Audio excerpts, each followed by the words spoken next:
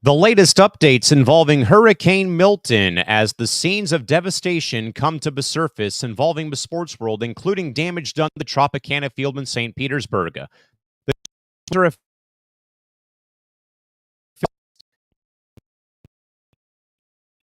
really the fastest growing new sports market and maybe faster than Vegas. Ryan Smith believes so. NBA salary cap apron is underneath hot water from NBA GMs. Will it last into next season? And Cam Newton officially joins First Take on ESPN in the weekday morning time slots. That and more on a late night Thursday edition of Press Row, right here and right now.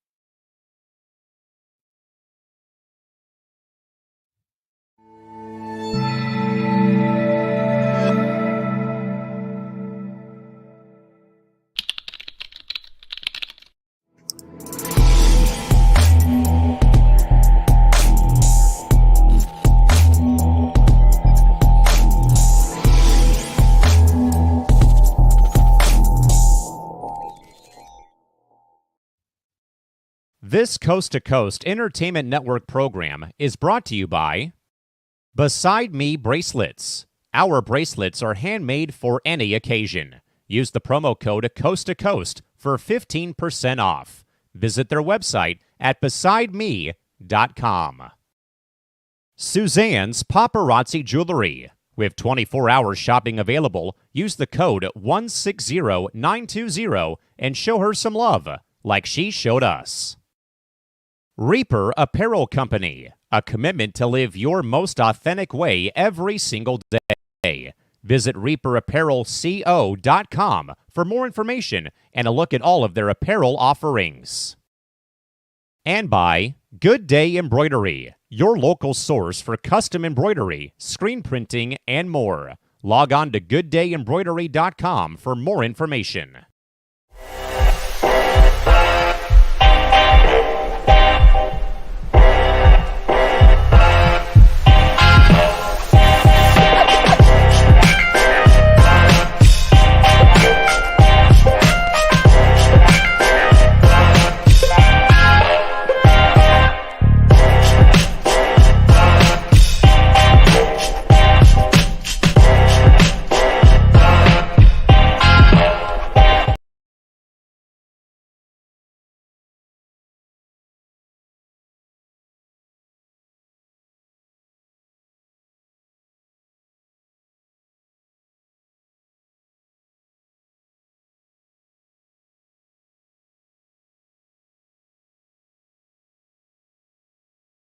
It's a late night Thursday for another episode of Press Row coming at you live from San Diego, California on a late night Thursday evening, October 10th, 2024, as we get ready for a great sports weekend. But of course, folks, Callan McClurg joining you folks here tonight on this late night Thursday, October the 10th.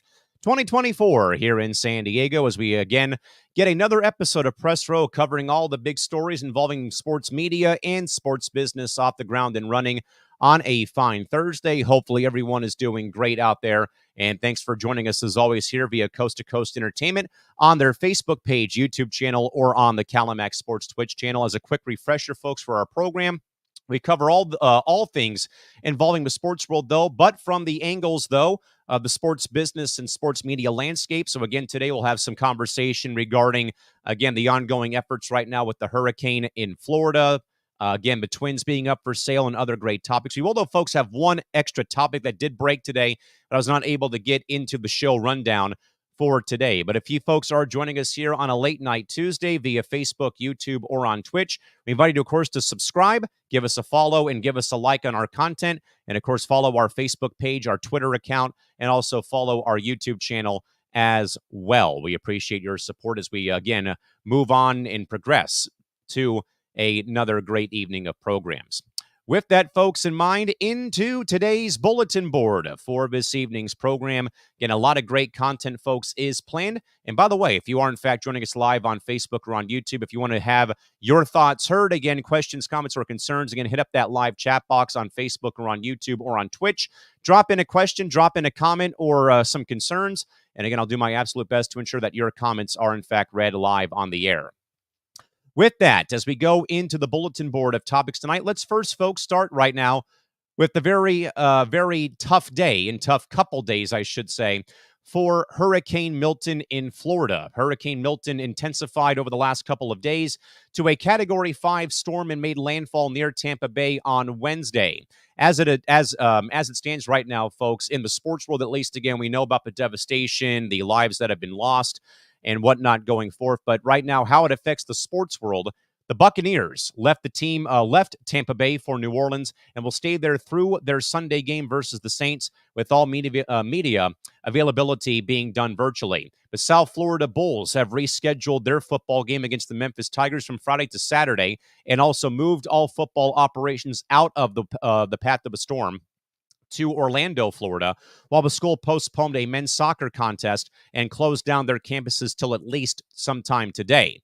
The Tampa Bay Lightning canceled their final preseason game against the Nashville Predators, and also earlier on Thursday announced their intentions to postpone their home opener on Saturday versus the Carolina Hurricanes. Furthermore, the Jacksonville Jaguars said that they would be monitoring the situation, but still plan to travel to London for their 10-game trip for their next 2 games. Now, while Miami is not in the direct path right now, both the Dolphins and the University of Miami both have bye weeks this week. Central Florida is tracking the storm ahead of their game against Cincinnati, while Florida's game against Tennessee in the SEC is still scheduled to be played on Saturday in Gainesville, or to be played on Saturday in general. And what was omitted here, folks, from the rundown, we saw the photos. I saw the photos. You saw the photos. The Tampa Bay Rays home ballpark of Tropicana Field suffered massive damage from the storm. A Rays ballpark operations staff member said that the park was built to accommodate or withstand a certain mile per hour wind, but the wind obviously had went way over what it was. And again, it blew out roughly 6, 7, maybe 8 panels of the ballpark, shredded the roof to pieces, and thankfully no one, I believe, was in the building at that time. It had become a staging area for first responders, but of course, with that roof being blown away, or blown out, I should say, the rain coming in, flooding the ballpark, and mercifully, and thankfully no one was injured in that process during the course of that event. And the Rays are trying to monitor the event, or monitor what did take place. They did tell a couple of sources with both Sportico and also with FOS that they are monitoring this, and they are hopeful to hopefully assess the damage, secure the building when the storm does in fact pass, and then look into hopefully getting that ballpark back up and running. And again, there's still a long way to go before the Rays will resume play at Tropicana Field come March 27th.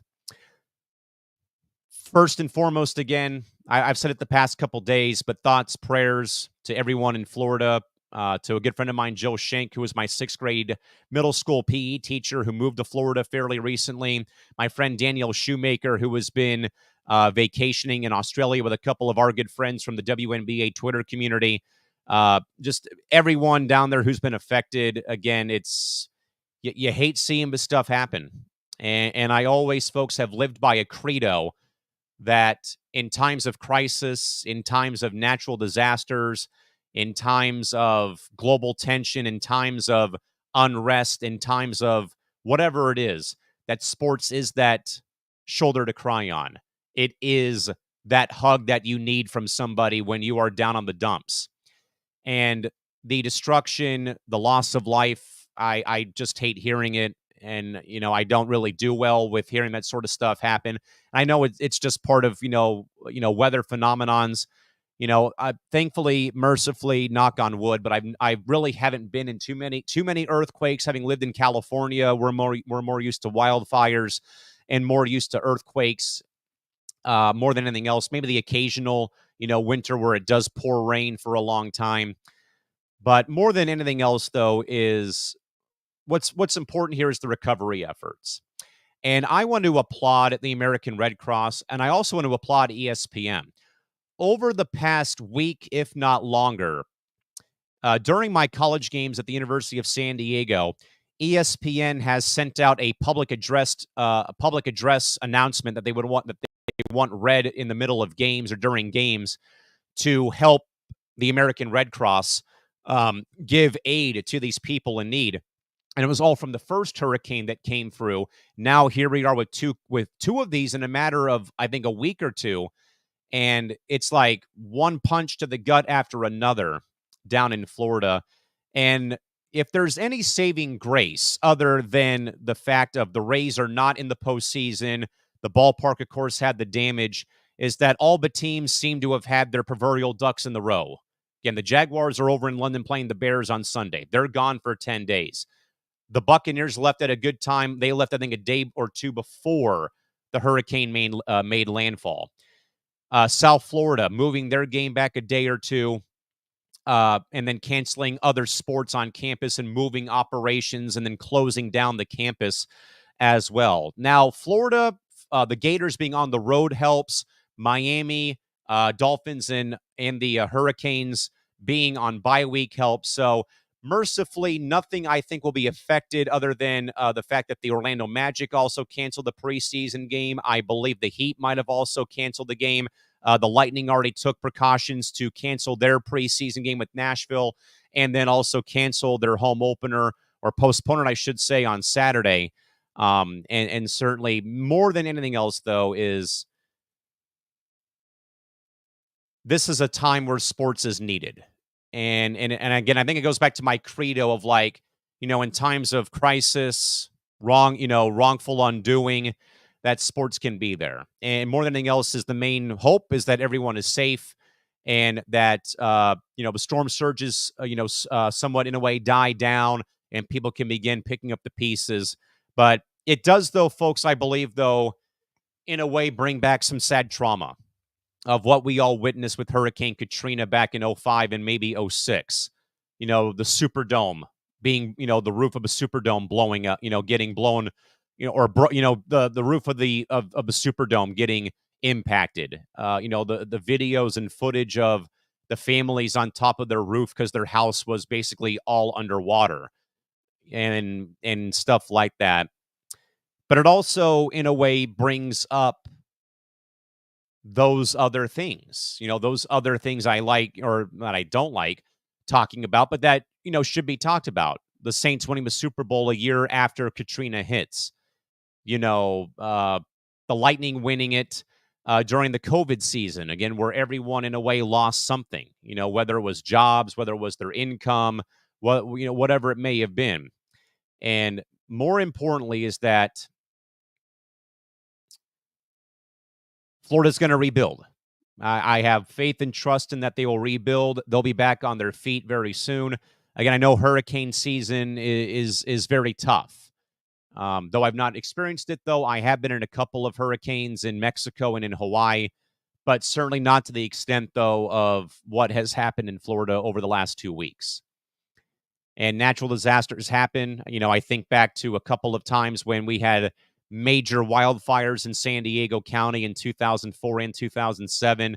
The Chargers had to cancel games. The Padres canceled games, or they were on the road when they had happened. The Chargers moved a game, I believe, in '03 to Phoenix because of the air quality, waking up in the morning and just looking and seeing the sun, but it's covered by a bunch of ash and smoke and debris in the sky. And then the rallying cry, though, when Governor Schwarzenegger came to the first Charger game after the fires were finally put out, and his, famous "Go Chargers Go" before a ravaged sold-out crowd at Qualcomm Stadium, and the Chargers went out there and just clobbered the Houston Texans that day.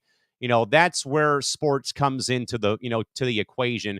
It's a distraction to get your mind off the trauma. Losing your home, maybe a loved one sadly passed away. And again, we're just mainly wishing all the best. And like I, have said the past couple of days, just really praying hard for the good souls and the great people of the state of Florida, who I know are going to be right back on their feet and punching back and getting themselves back up and running very, very soon. With that in mind, a couple of thoughts from our good man, Brandon Herrera, who says, wow, late night press row. Yes, Brandon, we're going to be having more and more late night episodes due to the fact of my folks babysit my nephew and niece, and they sometimes come over to the house, so I want to spend time with them in the daytime on Thursdays when I don't have to be at work. So expect more nighttime programs where we'll have press row here on Thursdays, just again with my work schedule, with Thursdays being a work day. Those are going to be kind of hit and miss. Brandon also says, I'm very glad that no one is hurt. during this weather in Florida. Yeah, Brandon, and sadly, man, you hear the numbers about the death toll rising. It went from a small number, now it's grown. That's the part I absolutely dread whenever there's natural disasters, like earthquakes or fires, hurricanes, tornadoes, is that you just hope and pray that everyone makes it through the night or the next couple days. So hopefully that's all that matters. Brandon also further writes, I have a cousin that's living down there with his family, and hopefully Brandon, him and the family are doing great.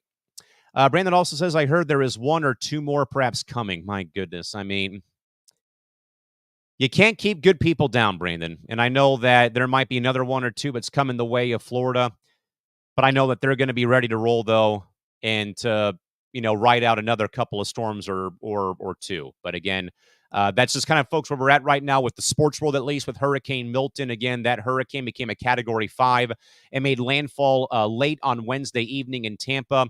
Again, the Buccaneers already moved out of town for the week to go to New Orleans for their game on Sunday. The South Florida Bulls are looking to reschedule their football game, I should say, from Friday to Saturday, and relocated all football operations out of town to Orlando, while the school postponed a men's soccer match and closed down their campus through at least today on Thursday. The Lightning canceled their last preseason game and had to also postpone their home opener scheduled for Saturday. The Jaguars also are in London. Miami not being in the path, though, but the Dolphins and Hurricanes are on bye week. Central Florida is tracking the Storm ahead of their game versus Cincinnati on Saturday. Believe that I've not heard anything new from them, that they're still going to play their game against the Bearcats. And the Florida Gators are playing Tennessee, I believe, though, in Knoxville. And as we also heard, though, but the Tampa Bay Rays ballpark down at Tropicana Field in St. Petersburg, sadly, suffered massive damage to the roof. Again, panels were blown out. A lot of debris fell from the roof onto the stadium field. Again, thankfully, from what we had heard, no one was injured. Some ballpark staffers were in the office, I believe, to assess the damage at the stadium. There were it was a temporary shelter, I believe, for first responders of the National Guard. But they have now moved their response call center to a different location, and the ballpark again suffered massive roof damage during the storm, of the wind exceeding the threshold of velocity that it could withstand. But the Rays will, again, assess the damage in about a week or two when they have a chance to do so, once the building is deemed safe and secure, and they'll go about how to fix the roof for the upcoming baseball season in March. But again, I always dread hearing about stuff like this, for sure. And I think we all do in some way. Let's, folks, move on to Brandon's Minnesota Twins, who are now, as of Thursday, officially for sale. The Pollitt family, which has owned the Twins for 40 years, has begun the efforts to sell the franchise. The investment bank firm Allen & Company has been retained to lead the sale process of the Twins. Carl Pollitt bought the Twins in '84 for $44 million, and the family's ownership tenure is the fourth longest in Major League Baseball as of now.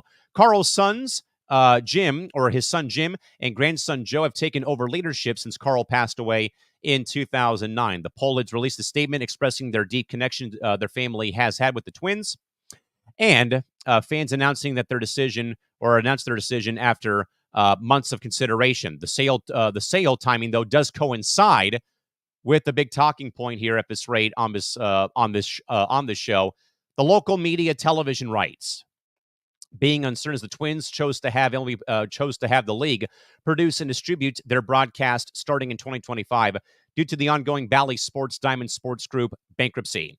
The team competes in a very tough AL Central division and missed the postseason this year despite multiple recent appearances, but there's no guarantee, though, that a deal could take place, as similar situations popped up already with both the Washington Nationals and the Los Angeles Angels in recent seasons.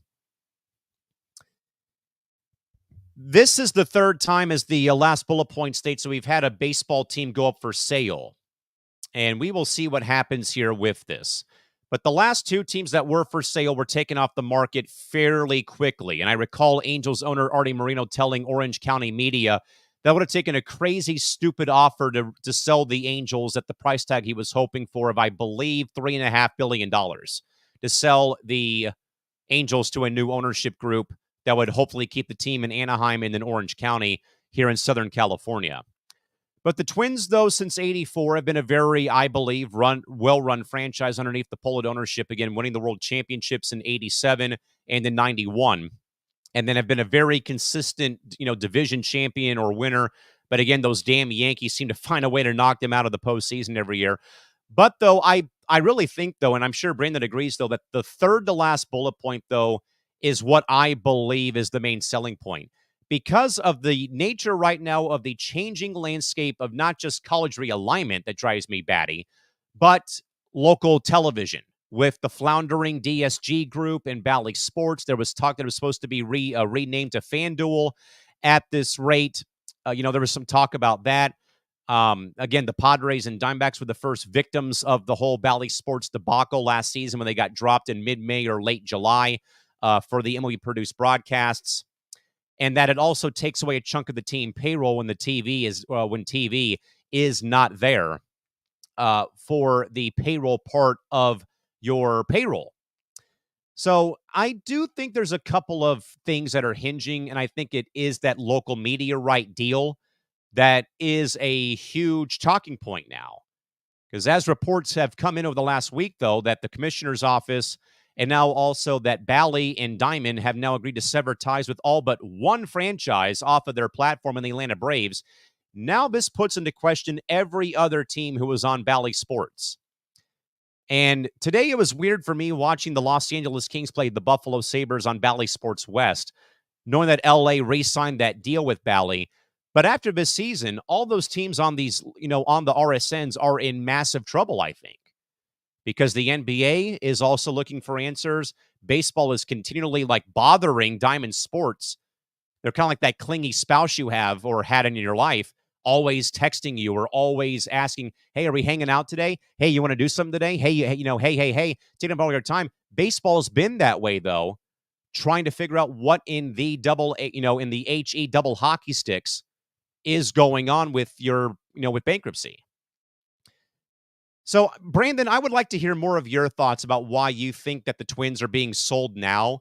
I do think, though, man, it's got to be the fact of that local media has to be a pretty big talking point, I'd say. I just think with the uncertainty of where that other money's coming from, can you strike deals kind of quickly with some over-the-air stations as teams have done recently?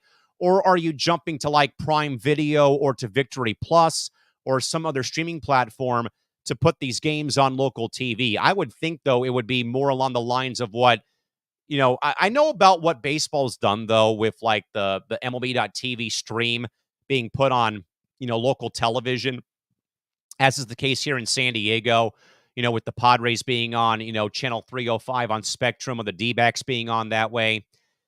I would like to see, though, more deals be reached with rabbit ear stations or over-the-air local stations, like, for example, Channel 5 in San Diego, Channel 6, Channel 7, Channel 8, Channel 9, Channel 10.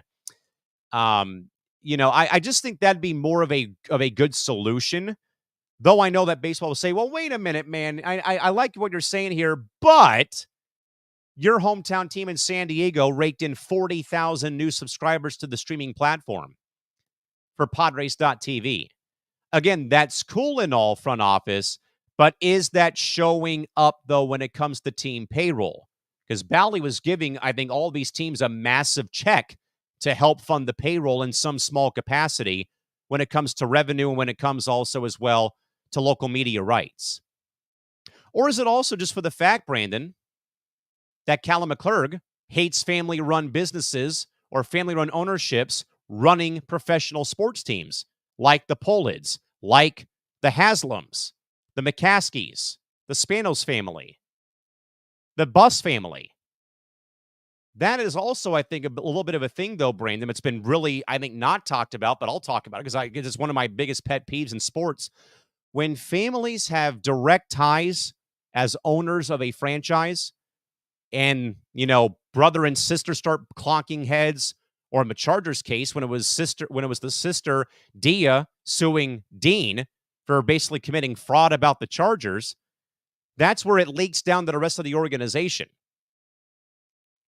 But also being cheap also doesn't help the product either.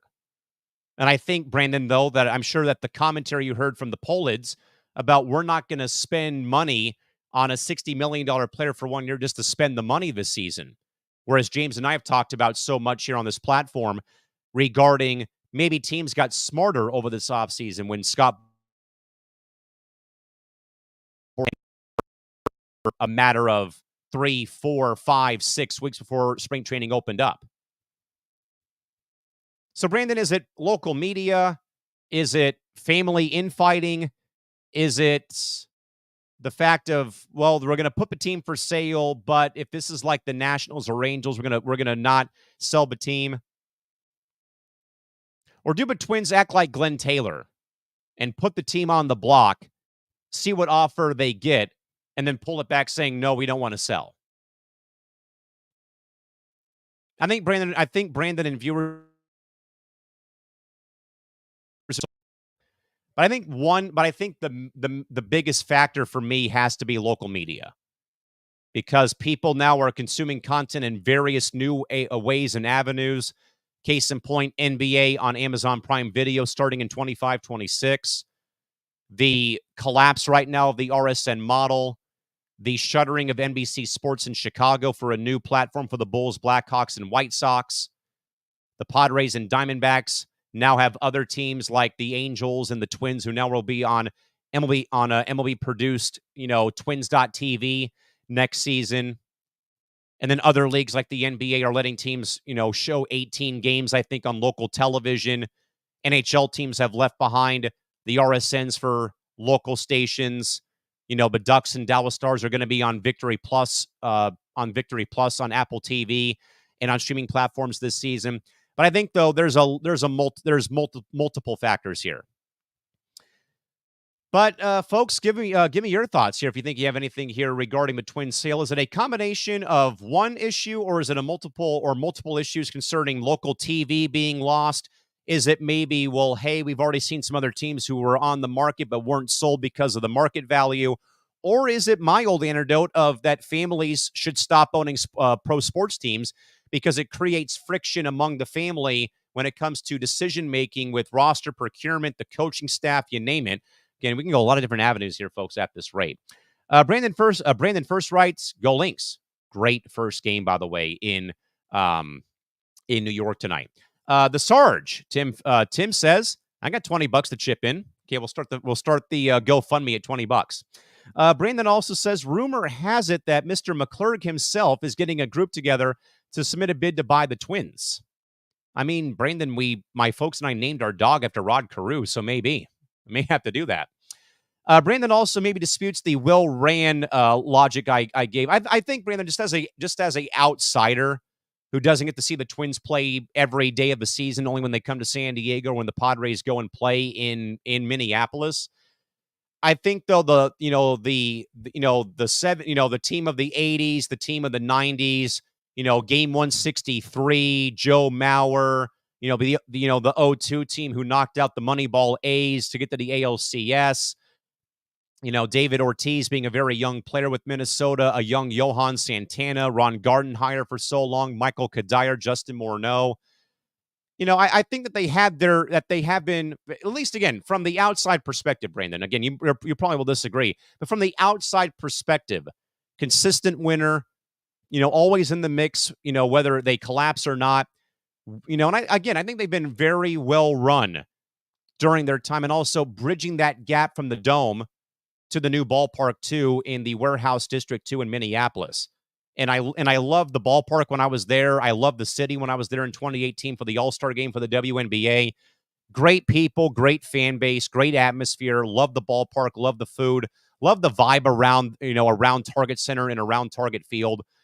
So definitely, again, Brandon might dispute well run, but at least, again, as the outside perspective, I think the Twins have been well run during the time that the Politz have owned the franchise. Brandon also says, "Where do you think I should start with why the Twins are being sold?" He mainly says it could be a little bit of everything, and I think so. I think, though, that the main one, if you were to make a pie chart here, the biggest slice of the pie has to be local TV, because that has been the main talking point of every offseason, basically since, it feels like, when MLB or when Bally and Diamond Sports dropped the Padres and Diamondbacks and I believe the Rockies all off of Bally Sports. And then the Rockets and Astros bought their Root Sports affiliate, and the Mariners bought Root Sports, and the Blazers left. Like all of that, all that musical chairs of the local media on TV has to be a paramount proportion because where do we turn from here is the main question that I have. Then I also think though that maybe the hesitancy to sell because Washington didn't get sold, the Angels were on the market and didn't get sold. That I think also complicates things for a baseball team like the Twins. And I think the only thing, though, that you would hope and that I hope for is that this isn't a thing, though, where the team is bought and then, they're sold and they go to a new market. Brandon thinks, though, that his biggest part, one son wants to spend and the other one wants to save. Brandon, case in point, you just won yourself a brownie point on the scoreboard. That goes to my long said pet peeve, Big B. Families should not be running pro sports franchises because your comment spells it out in plain lettering. One son wants to spend money on high price talent or spend the money. The other side is like, no, we should be saving money because we're in Minneapolis. The weather's not great here at the start of the season. We have snowstorms come opening day. Let's save our money and be smart. It's that whole angel devil on the shoulder, Brandon. And that, again, just goes to my long said point. Families need to either get out of owning pro sports teams or have the right people in charge to own them if the family is going to. Looking at the Lions and the Bears and, the Chargers, other families who have, the Lakers, I think, have got to be the best, example, firing brothers and sisters, that could make for some very, interesting friction behind closed doors at Thanksgiving dinner, at Christmas dinner, for example. So I think, Brandon, that's probably the best antidote again is that family run operations in pro sports aren't like family run businesses, if you kind of catch my drift here. But once more, ladies and gentlemen, and folks out there, the Pullitt family, who has owned the Twins for 40 years, has begun the efforts to sell the franchise, per reports gathered on Thursday. Moving over, folks, to the grand debut of the temporarily named Utah Hockey Club on Tuesday at their sold-out crowd of 16,000 plus fans at a NBA-built arena at Delta Center. But now Ryan Smith is now saying to FOS, Salt Lake City, in his mind, now is becoming a fast-growing sports market. Ryan Smith purchased the Arizona Coyotes and moved them to Salt Lake City, Utah, where they're now known as the Utah Hockey Club. The team debuted in their regular season first game of the year on Tuesday and had a resounding 5-2 victory over the longtime NHL original six-member Chicago Blackhawks before a raucous crowd at Delta Center in Salt Lake City. Despite those, Salt Lake City being the 23rd ranked media market and smaller than other NHL markets, Ryan Smith does see potential to make Salt Lake City a hockey town. Ryan and his wife, Ashley, have drawn inspiration from the success of the Vegas Golden Knights, a team in a similarly smaller media market in Las Vegas, Nevada. Plans are also in motion right now to renovate the Delta Center, also home of of the NBA's Utah Jazz, into a more hockey-friendly venue with a $900 million with potentially $900 million going the team's way in potential funding from the state and the city governments. Utah's roster and front office and coaching staff are unchanged from Arizona's last year in Tempe, Arizona last season. Ryan and his wife, Ashley, have also been accessible to the media and heavily involved in the team's transition from Arizona to Utah. The Smith Entertainment Group, or SEG, has also increased its workforce to get to about 800 employees in preparation for the NHL season. Not just that as well, Ryan Smith has drastically cut concession stand prices for games have also been reduced, and non-national televised Utah Hockey Club games are available for free via two different over-the-air stations on local Salt Lake City television. I don't think that fans out there in the NHL could have expected this to be as great of a move and relocation as it's been. This, folks, happened right at the end of the season in April after the Coyotes played their final Oilers in Tempe.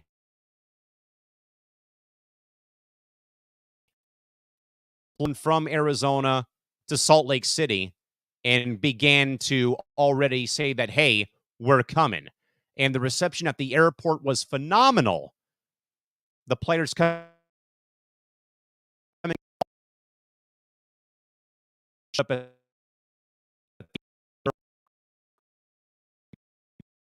guys in the, to welcome the team to the city was just incredible.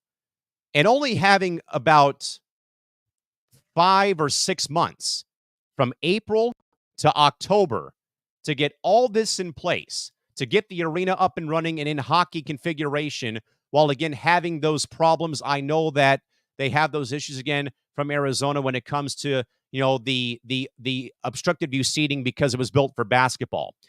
But in those 6 months, though, folks, Ryan and Ashley Smith have moved this club out of Arizona to Utah. The fans responded right away with over, I think, 35 or 34,000 season seat deposits in 8 hours since the club was sold to the ownership group. More importantly, and this I think it's lost in the shuffle, the ownership group cares. And when I say that, I mean not just investing their money in the arena to redo it, or the players or the coaches or the roster or product on the ice. I'm talking about being a visible character. Ready Player One with the media. Alex Marullo, not even close. John Fisher, not even close. Dean Spanos, not even in the same breath. But people like Peter Seidler and Ryan Smith, Arthur Blank, the Cronkies, for example, those people are always in the limelight, or they're willing to give their time to talk to the media. The others kind of hide behind the curtain and hide behind their money. And Ryan Smith, going on the media blitz when the team first came, saying, hey, we're going to have a bracket. People can vote on the name. We're going to, write them in. We're going to put them all into a giant bracket.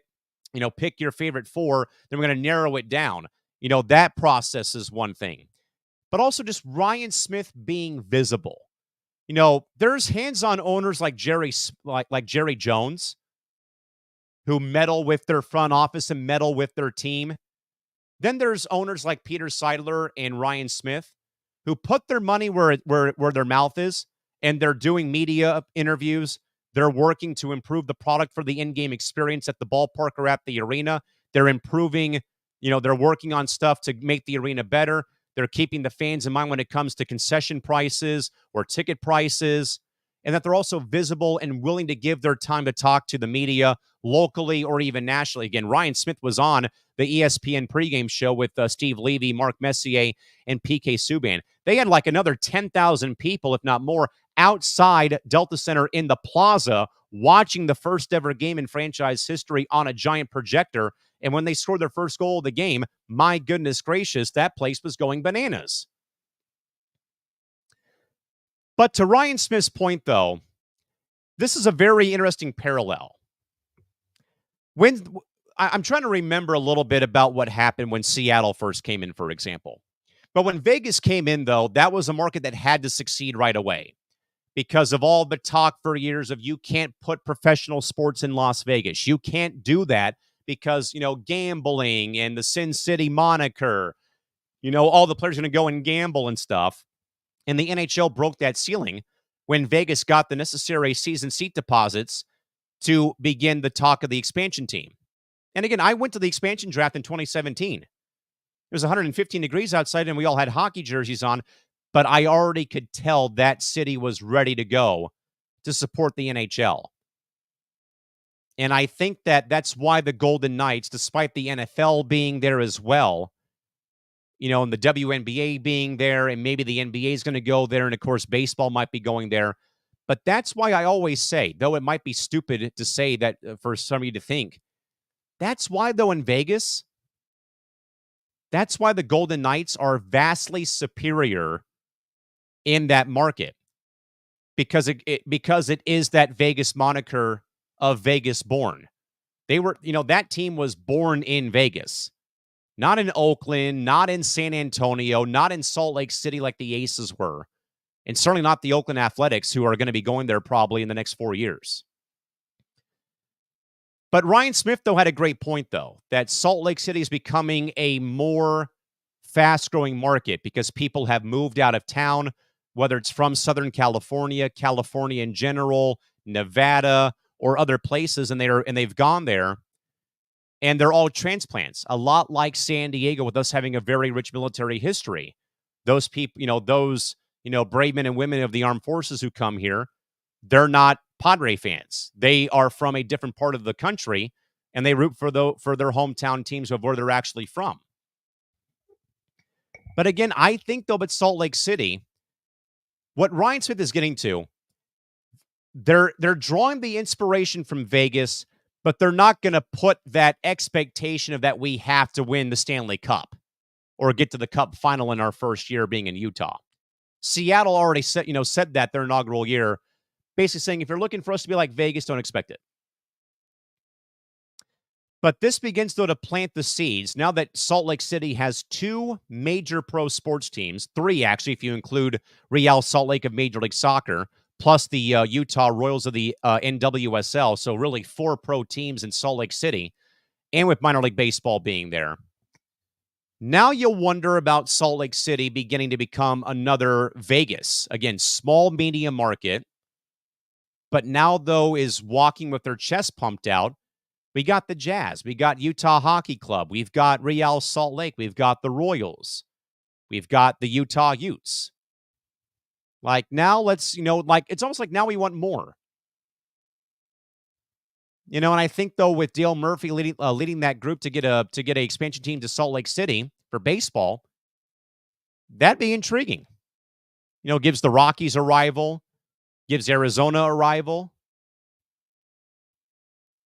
And I really, though, just really applaud Ryan Smith because people because really, I think we honestly wish, folks, that there are more owners like Ryan Smith, Peter Seidler, Arthur Blank, the Cronkies, Henry and Susan Samueli, who put the community first and foremost, and also invest their time and effort into making the team good. But also, they're not afraid to hide behind closed doors and not give interviews or give, screen time to the press. That's the right way to be a hands-on owner. Be like Peter Seidler. Be like the Cronkies. Be like the Samuelis. Be like Ryan and Ashley Smith. Be like Arthur Blank. Give your time and effort to make your team great, make the experience of the game great, but also show your face. Talk to the media. Talk to the press. Be involved with the fan base. Engage with your fan base. That will help this market in Salt Lake City grow as time goes on. And like I said, I think Salt Lake City is going to work. I know about the arena problems of, oh my God, they've gone back to an NBA arena. What the hell are they doing? Again, it's in here. They already right now have a chance to get $900 million in funding from both the state government and the city government to make Delta Center work for both the Jazz and the Utah Hockey Club. So I believe this is a chain reaction to make Utah and Salt Lake City a fast-growing sports market. Where I believe, again, that Major League Baseball now might look at this with that ballpark proposal, now seeing, well, hey, they've now got pro basketball. Now they've got pro hockey. Hey, they're selling out home games in Utah. These people really like sports. Maybe we should consider it.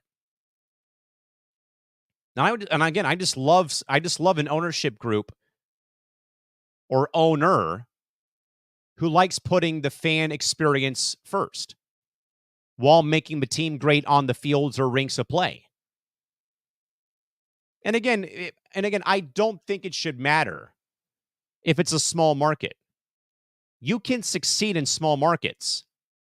The Padres have gone to the playoffs 3 times in the last 5 years. That had never happened ever in franchise history.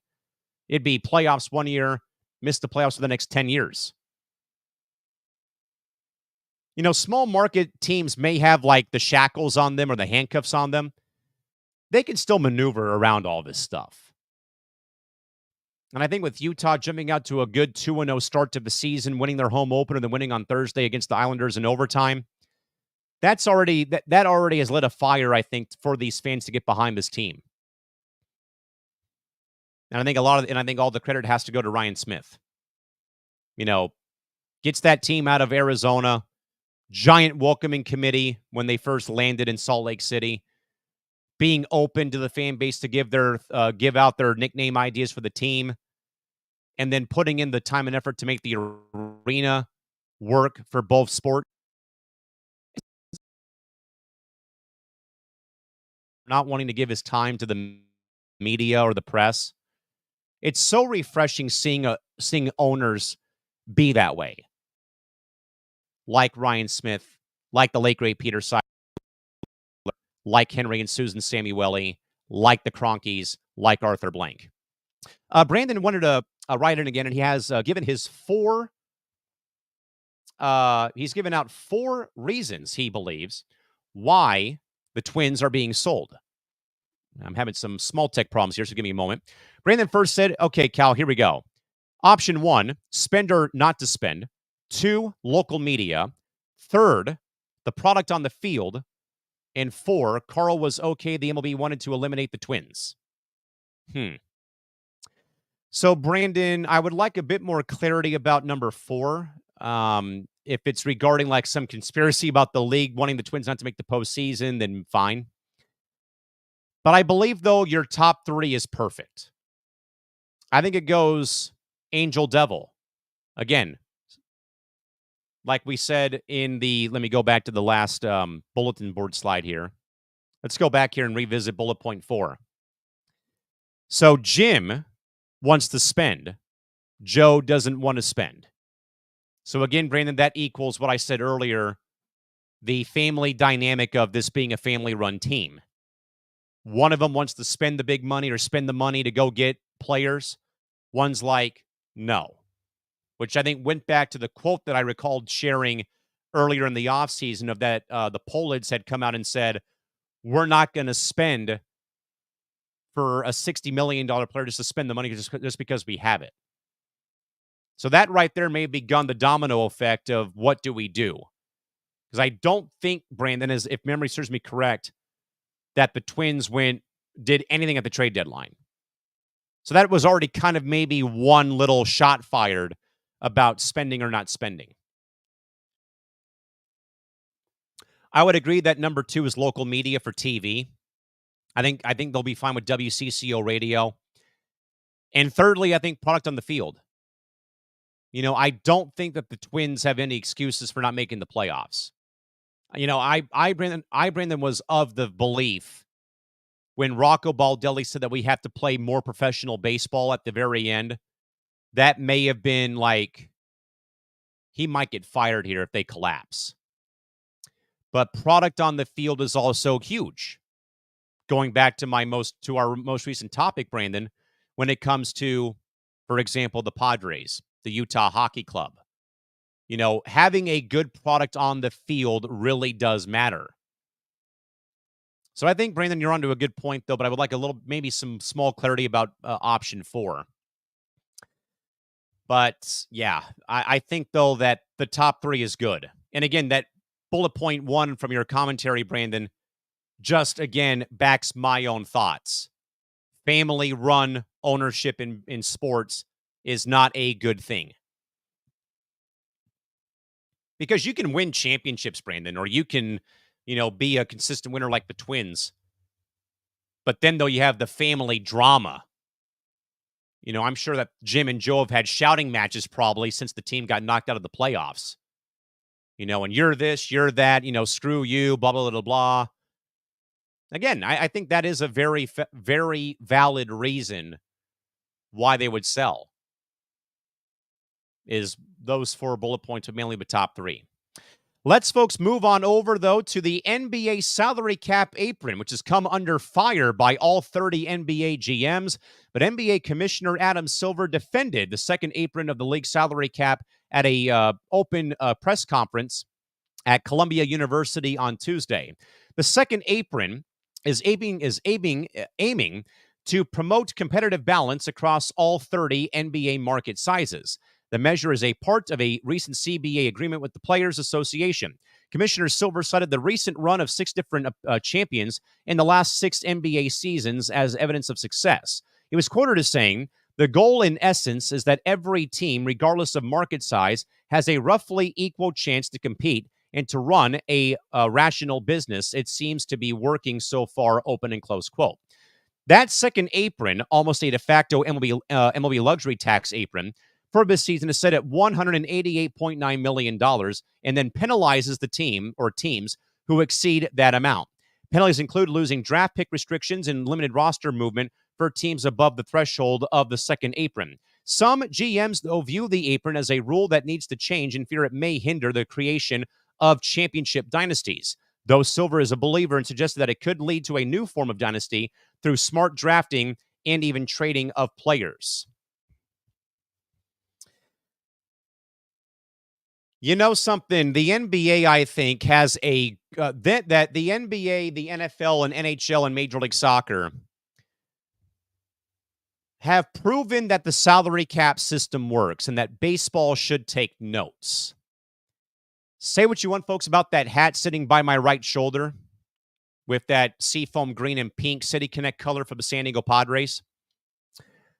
But though I believe that the NBA salary cap, the NHL salary cap, MLS's salary cap, the NFL salary cap has helped in ways.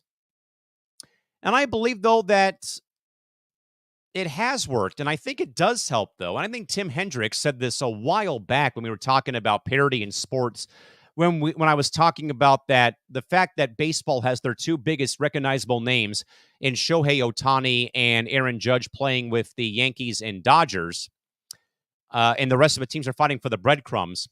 And when it came to the end and Tim said that parity is good for sports, I wish more people would actually take note of that and actually not say it's bad for the sport or sports in general. And I think that minus the repeat of the Chiefs in the NFL, the no back-to-back Stanley Cup champion since Tampa Bay did it coming out of COVID, and then six different NFL or six different NBA champions, that I think is a great thing for sports. Like I always say, it cannot always be about these big market towns that have money coming out of their you-know-whats. It's not always about L.A. and New York and Chicago and Boston and Philly and Dallas. And I think that this is a very good stepping stone to at least try to make every team competitive. Now, I know, though, that the main thing you can say, though, is, well, hey, look at the Oakland Athletics. You know, they didn't spend any money. No, I agree. Yes, I absolutely am on board with you that it's about ownership actually taking ownership, pun intended, to spend the damn money. You know, is that going to change the fortunes of Charlotte or Detroit or, other dismal NBA teams? Maybe not. But at least, though, that there is a rule, that there's rules in place where everyone can at least try to play at. But I think, though, that bullet point 2 is such a big thing for me. You want to have competitive balance across your league. And I think when it's so top heavy or it's only, one team like the Chiefs winning it all the last couple years in the NFL, or when it was like dynasties of like the Yankees and the Canadiens and the Galaxy winning it all every year, it seems like it does, I think, get annoying for fans, and also why fans sometimes revoke or revolt against those leagues.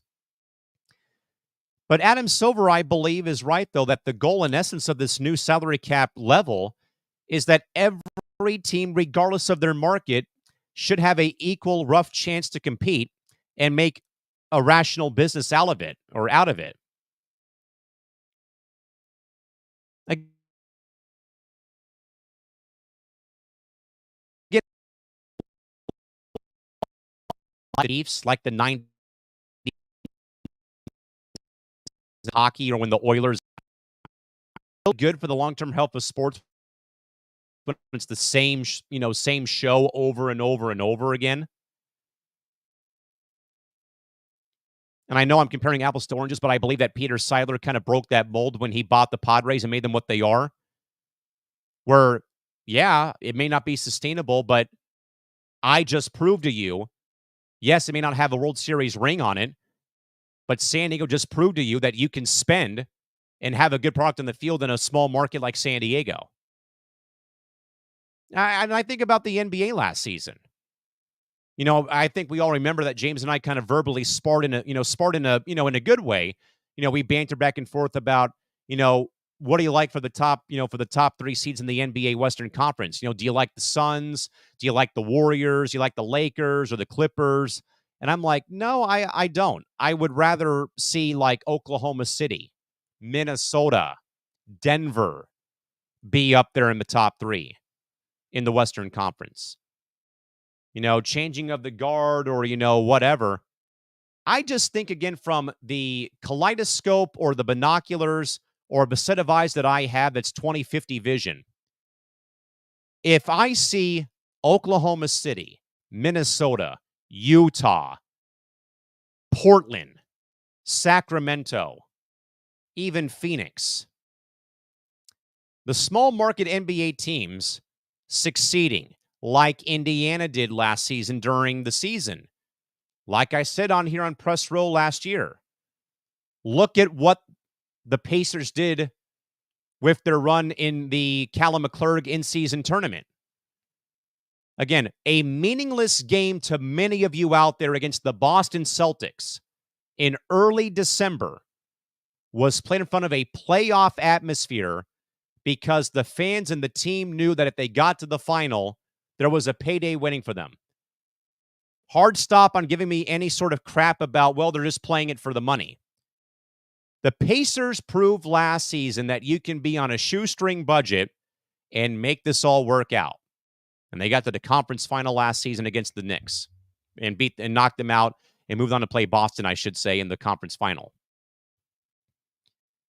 When your small market teams are good and not getting laughed at for spending money and that they don't deserve to win anything because they're in a small market, that's good for sports.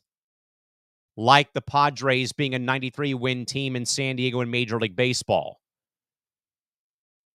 Or, for example, again, the Wolves last season in the NBA going deep.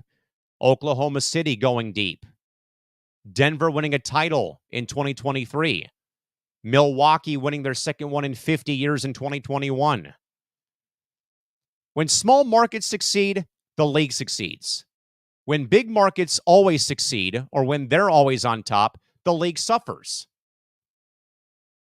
Yes, Boston won it all last season, but a Dallas team who was sold by Mark Cuban to casino moguls in Vegas last year got hot at the right time and went on a nice run and got to the final. And I think that the salary cap apron, though I know GMs are throwing, temper tantrums about it, at the end of the day, you got to take off the glasses about, no, this is about New York. We want New York. We want Los Angeles. We want Dallas. We want Chicago. We don't want Minnesota. We don't want Oklahoma City. We don't want Portland. You got to take those glasses off. As a team GM, I know it's all about competition on the floor, but take a step back, though, and think. If a small market team succeeds based off this rule and it gives you more money, then you should be happy. Now, I know that the GM doesn't have any sort of say when it comes to that sort of stuff, though. But again, I'm of the belief, I've been laughed at for it. I've been criticized about my beliefs about it because I'm in a small market town in San Diego. Like I said on Monday, I've had people tell me, you in San Diego, you don't deserve to win anything. Just be happy with where you live. Enjoy the beach, eat tacos, get drunk, go enjoy craft beer. I've heard a lot of that nonsense over the course of the last several years regarding the Padres. And then I've been laughed at that we've lost the NFL and the NBA. But again, when small market cities succeed, sports wins. From a TV standpoint, when you get fresh faces in there, and it also helps locally and even nationally. And I think this rule needs to be in place, and something along this line needs to be in for every sport, including baseball. Say what you want about the luxury tax, but I think baseball is in need of a spending floor, much like other leagues already have in place.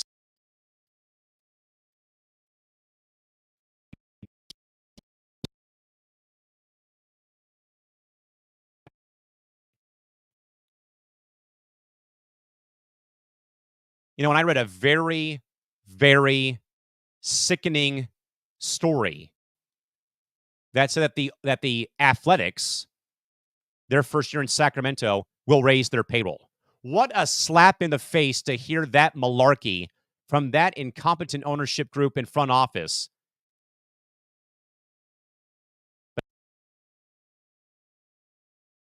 Again, where in the HE double hockey sticks was that over the last several years in Oakland? That is an absolute puss way to make your announcement about going to Oakland or going to Sacramento out of Oakland, is that you're going to raise payroll when you move markets. But I think that a rule like this should be involved in every sports league here in MLB, NFL, NBA, NHL, MLS. Because I think, again, parity is one thing, but when small market cities are winning and they're thriving, again, like the Padres, for example, like the Wolves and the Thunder last season in Denver, the league wins. Again, it does not always have to be the big market cities. When small markets are winning, the league wins, because that will help with getting some players on these teams, airtime, publicity, good, bad, ugly, or indifferent, and everyone wins. And I don't see how that can't be great for sports. Stop selling me the narrative of that San Diego is a small market. We don't deserve to win championships in San Diego. Or that, the Wolves don't deserve to win because they play in Minneapolis. Or the Pacers don't deserve it because they played the Knicks or played Boston. When small markets are good or great, the league wins. Take that to the bank if you want. Last topic, folks, tonight for the first part of this program is Cam Newton, the former longtime NFL quarterback, 2015 MVP and Heisman Trophy winner, has been hired officially by ESPN as a contributor now to First Take alongside Stephen A. Smith. Following his 11-year career in the NFL, Newton had struggled, but reinvented himself, though, through his 4th and 1 in Funny Friday podcasts. Newton has been very bold on his takes and opinions, and his bold personality and fashion sense make him a good fit for First Takes guest debaters, such as both Shannon Sharp and Marcus Spears. Newton's debut will be at First Takes HBCU on the Road show at Tennessee State University. His addition straightens the show's lineup in case Smith leaves for other ventures, while Newton also promises to bring passion, bold takes, and fun to his new ESPN role, while David Roberts, ESPN's lead executive, praised Newton's charisma and ability to create must-watch debates on the program.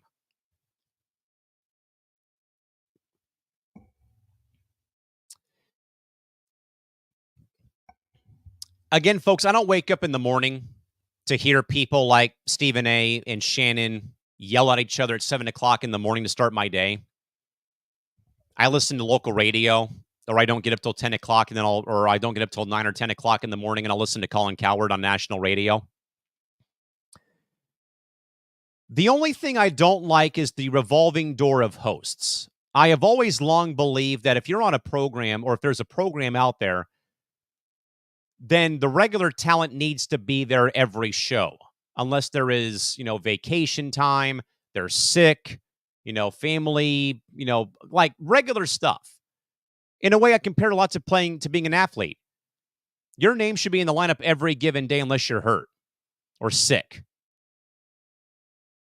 So I'm not really in favor of the rotating cast of characters here in the revolving door of co-hosts that Stephen A. gets to yell at first thing in the morning on ESPN.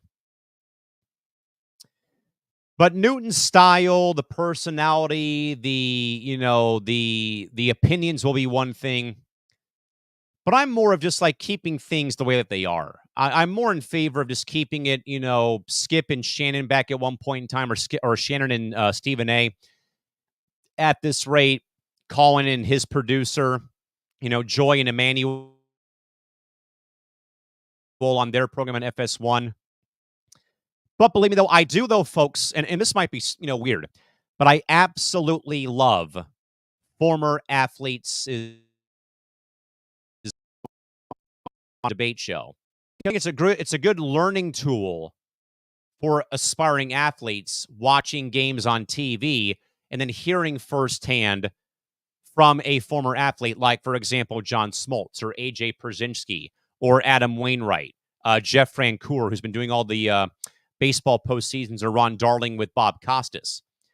Not just that, from my own personal experience, having a athlete like Cam Newton, for example, or a Tom Brady, Mark Schlereth, Tony Romo, having a former player in the booth as a color analyst adds a whole nother layer to the broadcast, and it helps out the play-by-play announcer, like I was at one point, an awful lot.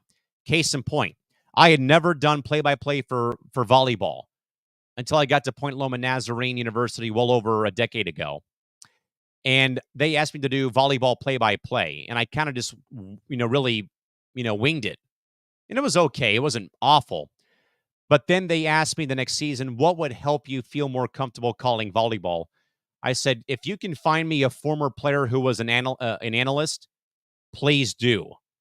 And they found a great color analyst in Carly Boatwright, who I have still kept in contact with.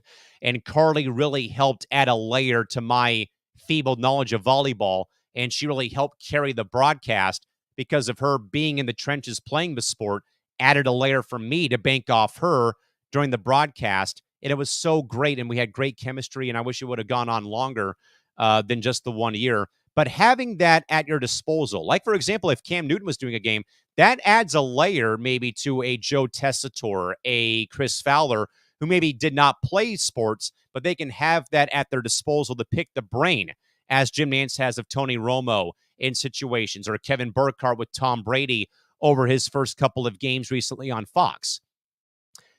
But when it comes, though, to debate programs or regular talk shows, I'm one that's in the small minority who believes if it's Callan McClurg and James Gonzalez on C2C at night, I expect those two to be there. If it's Brandon and Tim hosting Rankum or Couch Fantasy, I expect to see Brandon and Tim on that show. And when you kind of, in a way, see a fill-in host or a third person joins, it may be in a ways like, oh, this is kind of different. I don't know how to feel about this. But regardless, though, folks, Cam Newton has been hired by ESPN as a new contributor to First Take alongside Stephen A. Smith, and he'll be beginning his run at the upcoming HBCU Roadshow at Tennessee State University coming up this weekend. Folks, we are going to add one more topic here, but like I said earlier, I was not able to add it to the show flow before we got the night started. But this came out, though, prior to Game 1 of the 2024 WNBA Finals in Brooklyn, New York today, which was involving the league commissioner, Kathy Engelbert, giving her State of the League address, basically. But also, as well, the commissioner also hinted at two new changes are coming to the league postseason. Per ESPN senior writer Michael Volpel, the WNBA announced their intentions to move to a best-of-7 series for the WNBA Finals starting next season. In her address made to the media before Game 1 of the league finals, Commissioner Kathy Engelbert also said that the league will go to a alternating 1-1-1 format for the best-of-3 first round, which now guarantees that all playoff teams will get to play one game at home. In further, the regular season has been bumped up from 40 to now 44 regular season games. Just in perspective, real quick, the WNBA has had a best-of-5 format for the finals since 2005. Between 98 and 04, it was a best-of-3, and the inaugural season in 97 was a simple one-game, single-elimination format game. The best-of-7 series for the finals, will now have a 2-2-1-1-1 structure, in which the higher seed will host games 1, 2, 5, and 7, while the lower seed will host games 3, 4, and 6. The commissioner further said that this will give our fans a championship series format that they are accustomed to seeing in other professional sports leagues. The league semifinals will still be a best 3 out of 5. The first round, though, has been tinkered several times. Its most recent setup featured the first two games of a best of 3 played at the home of the higher seed team, while a make or break game 3 would be at the lower seeded team's arena. But that format did not guarantee at least one home game, would be held for every playoff team, which now makes the 1-1-1 format applicable. This is long overdue. I have long believed as a WNBA fan that the playoff format has never been right. It's never been right. It's been very much wishy-washy, and the constant changing of ideas just never really stuck. I recall about a decade ago when I first began podcasting for the WNBA as a, just Joe Schmo podcast host, that it was the best, or it was the top 4 teams in each conference, and it was conference play, 1 versus 4, 2 versus 3. Then the league got this wild horsehair up their ass and chose to make it a 8-team field in 2016, and it would guarantee the top 2 seeds got a double bye to the semifinals. 3 and 4 got a 1-round bye, and then 4 through 8 or 5 through 8 is playing knockout games to get into the actual bracket. Then now they got rid of that format and went to this now weird 2 out of 3 format of now it's 1 through 8, regardless of conference affiliation, into an 8-team field. But though you always seem to screw seeds 5 through 8 by them not getting a home game. That is a major step forward. And now also you're guaranteeing WNBA fans a 7-game series at least, or at least 4 out of 7, which is huge. As the numbers alluded to, as I said, again, we went from a 1-game final in 97 to a 2 out of 3 for about, 6 to 8 years. Then now the accustomed 3 out of 5. Now, though, to get in line with the other pro leagues out there, now going 4 out of 7 is so long overdue. And also on top of the fact, too, a 44-game regular season schedule, along with Golden State joining the league next season. This is all long overdue, and it's going to be great to finally see the WNBA push forward into next season with that change in the playoff format. With once more, now we will have ourselves a alternating 1-1-1 format for the first round, 3 out of 5 for the semifinals, and now a 4 out of 7 format for the WNBA finals come 2025. With that in mind, folks, as mentioned, we thank you all for joining us here tonight on Press Row, here on this late night Thursday into a Friday morning. Again, folks, like I said a while back, we're trying our hardest to make this program a consistent thing on Thursdays. But again, I have to work around my work schedule, which again does have some Thursday events with college athletics. Plus, again, we're going to move this program in a way to the late evening. Again, I do want to spend some time, as mentioned earlier, with my nephew and niece when they come over to the house on Thursdays, when they do in fact come over. Regardless, though, a big thank you to both Brandon and Tim for joining us in the chat box tonight. We'll see you all again, hopefully next Thursday. We'll keep you folks posted about that as more time goes on. Till then, folks, here on Press Row, Callan McClurg saying good night. Thanks for joining us, and we'll see you again next time back here on the Coast to Coast Entertainment Network, folks. Till next time, have a good night. See you next time. Bye-bye.